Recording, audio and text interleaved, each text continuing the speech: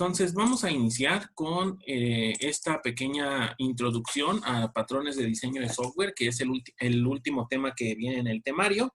El alumno aplicará los patrones de diseño adecuados para aplicarlo a la resolución de problemas de ingeniería. Ese es el objetivo de este tema. Y pues bueno, vamos a iniciar. Dice, uno de los aspectos más complicados en la programación es reutilizar el código de manera eficiente. El que no tengamos que copiar las mismas instrucciones de código muchas veces por todos lados en un programa.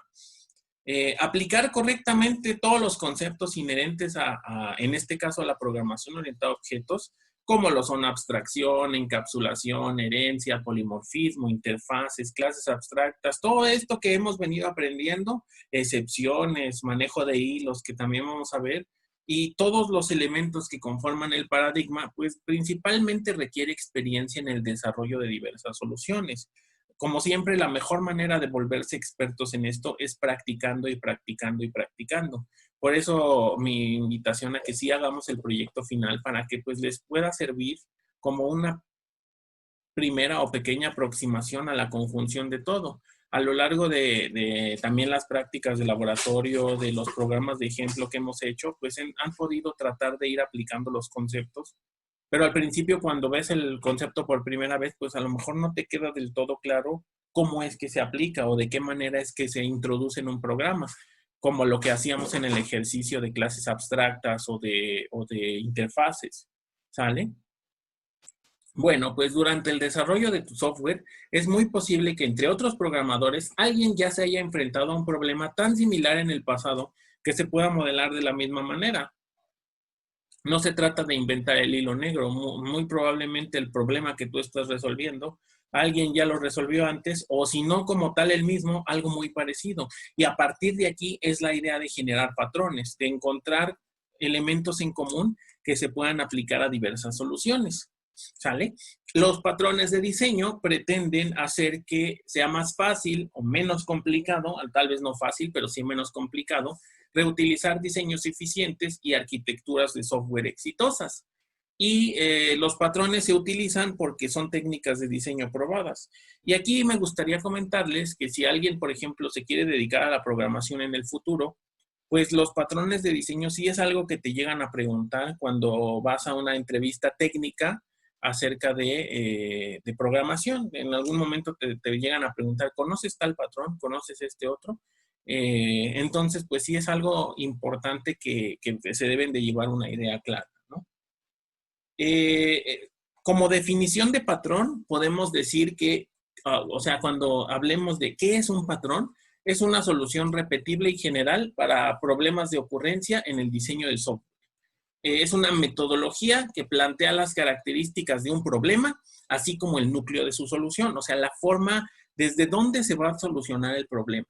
Es una descripción o modelo de cómo resolver un problema que puede reutilizarse en diferentes soluciones. ¿Sale? Es tratar de repetir una arquitectura, un esquema que ha tenido éxito y que podemos volver a utilizar. La idea de los patrones, tal vez esto ya lo vieron en su investigación, proviene de Christopher Alexander, Eric Gama y otros autores importantes, que ellos fueron los que por primera vez plantearon este modelo o esta idea de tener patrones de diseño. Y la definición que ellos proponen es esta que viene aquí. Cada patrón describe un problema que ocurre una y otra vez en nuestro entorno, así como la solución a ese problema, de tal modo que se pueda aplicar esta solución 1.000.000 de veces sin hacerlo 2 veces. Los patrones de diseño son descripciones y clases de objetos relacionados que están particularizados para resolver un problema de diseño general o en un determinado contexto. Otra cosa importante es que tal vez esto también ya lo están viendo en su investigación, que muchas veces los patrones de diseño no actúan solos, sino que se tienen que combinar a veces dos o más patrones para integrar una solución real. ¿Sale? Entonces, cuando en su trabajo de investigación haya otro patrón asociado, pues por lo menos unas 2 o 3 líneas de explicación de por qué se asocia con ese otro patrón. ¿Sale? La clasificación general de patrones de software se divide en 3 tipos, que son los patrones arquitectónicos, los patrones de diseño y los idioms, que se especifican como patrones de estilo.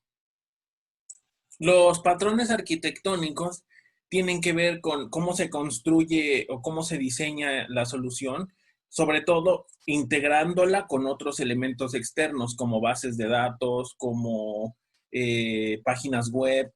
Cuando tu programa se va a conectar o a relacionar con esos elementos externos, ahí es donde entran los patrones arquitectónicos. Los patrones de idioms o de estilo tienen que ver pues precisamente con la forma en la que se puede tener toda una solución general, tanto con elementos externos, con elementos internos. Y los que vamos a ver aquí, los que vienen en este tema, que son los patrones de diseño, pues tienen que ver puramente o concentrados en la solución de software, en cómo se estructuran las clases, los objetos, las interfaces, cómo se aplica la herencia, cómo se aplica estos conceptos centrales de programación orientada a objetos. ¿Sale? Entonces, en este tema nos enfocamos a los patrones de diseño, que a su vez se dividen en patrones de creación, patrones estructurales y patrones de comportamiento. Los patrones de creación tienen que ver con qué objetos o cuáles objetos van a participar. Los estructurales, cómo se conforman esos objetos, y los de comportamiento, pues la relación que hay entre ellos. Normalmente siempre se especifican esas capas, ¿no? Entonces también en patrones las podemos identificar. Los 4 elementos de un patrón de diseño, pues está primero el nombre, la forma en la que se identifica el patrón, y normalmente el nombre de los patrones, si ya ustedes ya lo están viendo en su investigación, pretende dar una idea de lo que hace lo que hace el patrón o para qué sirve. Problema es en qué casos o cuándo hay que aplicar el patrón. La solución es la descripción de cómo los elementos que conforman el patrón se conjuntan para formar una solución, y ahí es donde viene el diagrama de clases del patrón. Y en cuanto a consecuencias, pues se refiere a las ventajas, desventajas y sobre todo las implicaciones de usar ese patrón. Ahí a lo mejor en la descripción puede aparecer cuándo es conveniente usar el patrón y cuándo no. A lo mejor podría haber incluso algún aspecto, por ejemplo, el compromiso espacio-tiempo y ese tipo de cosas, ¿no? La importancia de los patrones de diseño, pues se centra en ahorrar tiempo en la construcción de una solución de software. Han sido probados por otros desarrolladores, han mostrado éxito al momento de implementarse, permiten agilizar el proceso de desarrollo y evitan errores comunes cometidos con anterioridad. Ahora, ¿cuál es la desventaja que yo considero que tienen los patrones de diseño? Pues la desventaja es que en algún momento dado son complicados de entender. Complicados de entender y complicados de saber cuándo se pueden aplicar, saber bajo qué criterio o bajo qué soluciones se pueden aplicar. Entonces, eso de saber cuándo se puede aplicar, pues lo único que te va a ayudar es tener más experiencia. ¿Sale? Entonces, por lo pronto, la idea de este tema, la idea de su proyecto, pues es que sí puedan tratar de explicar lo mejor posible su patrón para que nos quede más o menos claro a todos y para que al menos a cada equipo sepa bien cuándo aplicar su patrón y en qué contextos se podría aplicar o en qué contextos podría dar una ventaja y en qué contextos podría dar una desventaja. ¿Sale? Bueno, también algo que quisiera que se llevaran bien aprendido de todo esto, que sí les dejaría que trataran de investigar un poco más cuando todo esto acabe, es el patrón modelo vista controlador. Este es un patrón arquitectónico y se considera el primer patrón de diseño, o sea, el abuelito de todos los patrones es el modelo vista controlador. La definición o el planteamiento de modelo vista controlador surgió incluso antes del concepto de patrones, antes de que Eric Gama, Christopher Alexander y todos ellos publicaran su libro de patrones de diseño. Ya existía el modelo vista controlador. Incluso fue planteado por el lenguaje Smalltalk. ¿Se acuerdan que hace 84 años, el primer día de clases, dijimos que el primer lenguaje orientado a objetos fue Smalltalk? Pues Smalltalk tenía en su IDE o en su implementación la manera de ejecutar a través de un modelo, a través de un concepto de modelo vista controlador. Entonces, las tres piezas de este rompecabezas, pues la primera es el modelo que administra los accesos a la información, las consultas, las actualizaciones, envía a la vista aquella parte de la información que en cada momento se le solicita para que sea mostrada y las peticiones de acceso o manipulación llegan a través del controlador. A grandes rasgos, el modelo se encarga de toda la lógica, lo que hay detrás de nuestro programa. La lógica, la forma en la que se guardan los datos, la forma en la que se leen los datos, todo eso es el modelo. El controlador responde a eventos, por lo regular resultado de interacciones del programa con el usuario, realiza peticiones al modelo cuando se hace alguna solicitud sobre la información, también puede enviar comandos a la vista asociada si se solicita un cambio en la forma en la que se presenta el modelo y es el intermediario entre la vista y el modelo. O sea, el controlador, como su nombre lo dice, es el intermediario. Si hablamos de lo que hay detrás es el modelo, el controlador es el que va a actuar y a partir de lo que ocurra en la vista, llevar la información hacia el modelo. ¿Sale? El controlador es el que va a estar circulando la información, no es el que va a estar haciendo los movimientos intermedios. Y la vista, pues como su nombre lo dice, es lo que el usuario ve, lo que el monito que está apretando teclas, lo que él ve o a lo que él se encuentra, su primera interacción o su interacción va a ser con la vista.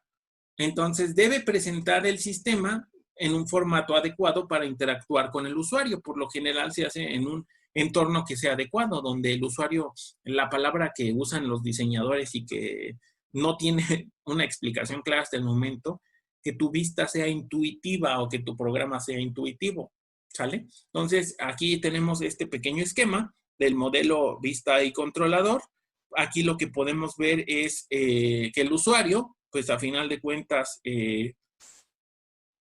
ve la vista, o sea, el usuario está viendo la vista todo el tiempo, y al momento en que aprieta botones o aprieta números y aprieta Enter, utiliza el controlador manipula el modelo llevando esos datos, llevando esa información, el modelo realiza los cálculos, actualiza lo que tenga que actualizar, y después eso se refleja en una actualización de la vista, y el usuario pues ya puede ver el resultado de lo que apretó o de lo que hizo. ¿Sale? Entonces, más o menos de esta forma es como interactúan el modelo vista y controlador. Entonces, yo sí les invito a que investiguen un poco más, porque este patrón es el más utilizado y yo creo que es al que más se van a encontrar en el futuro. ¿Sale?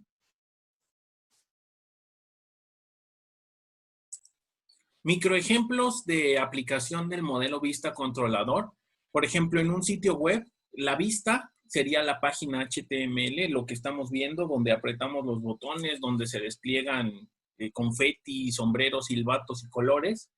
El controlador es el código que obtiene los datos dinámicamente, lo que hace que aparezcan estas chispas y colores y genera el contenido HTML, y en el momento que nosotros interactuamos, oprimimos un botón, damos clic o nos movemos entre un lugar a otro, el que actúa es el controlador y el modelo pues es lo que está detrás, la lógica o la información almacenada que a lo mejor está en alguna base de datos, que a lo mejor está en algún archivo, junto con las reglas de negocio que transforman esa información teniendo en cuenta las acciones de los usuarios.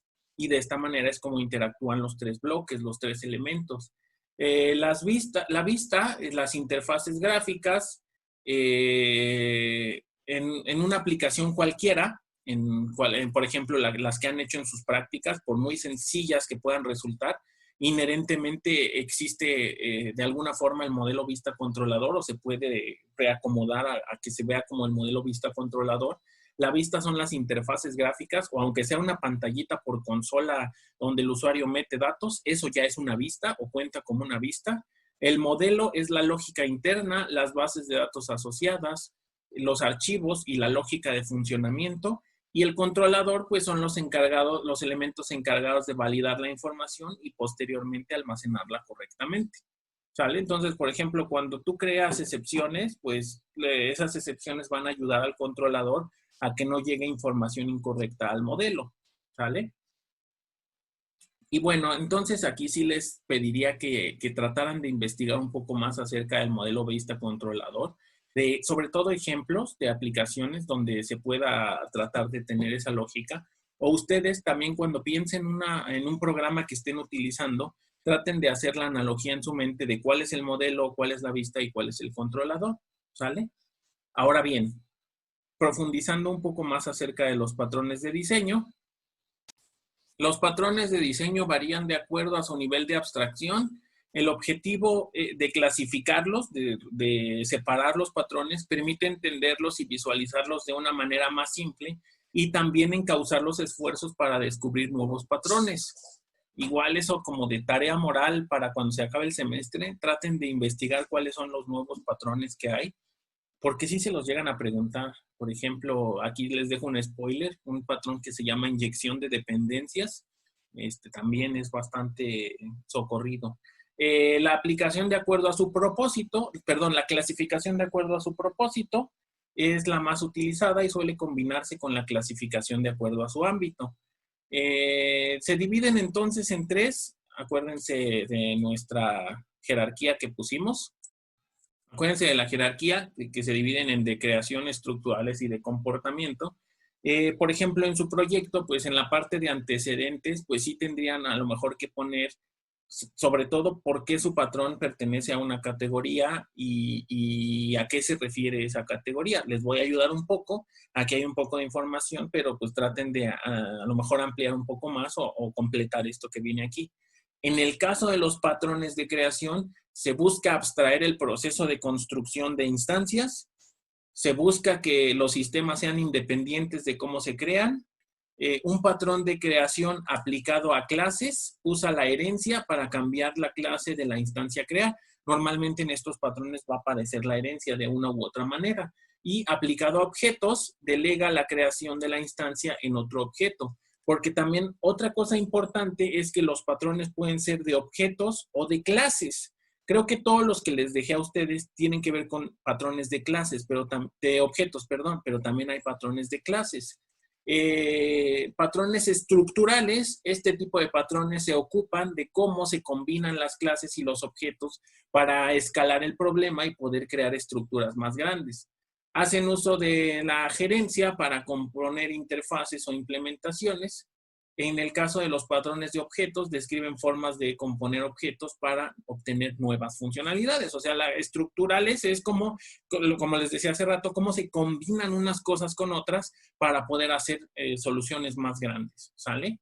Y los patrones de comportamiento tienen que ver con los algoritmos, tienen que ver un poco más con la lógica, la interacción y la asignación de responsabilidades a objetos. Describen no solo patrones de clases y objetos, sino las formas de comunicación entre ellos. Usan la herencia o la composición de objetos para establecer cómo coopera un grupo de objetos para realizar una tarea que un objeto individual no puede llevar a cabo por sí solo.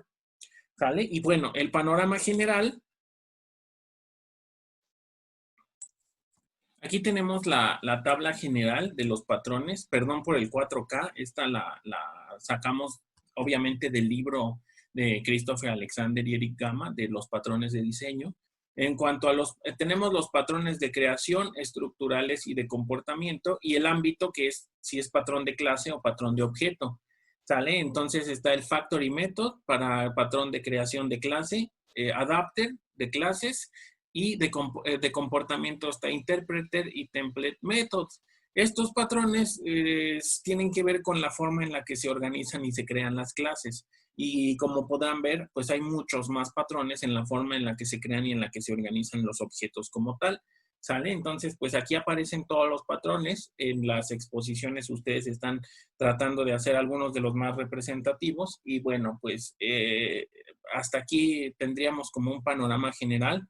Espero que este panorama les ayude al menos un poco a aterrizar a lo mejor algunas de las cosas que estaban por ahí como antes, que faltaban como antecedentes para su programa, para su exposición. Entonces, pues bueno, por hoy eso sería todo. Y bueno, pues gracias. Nos vemos pronto.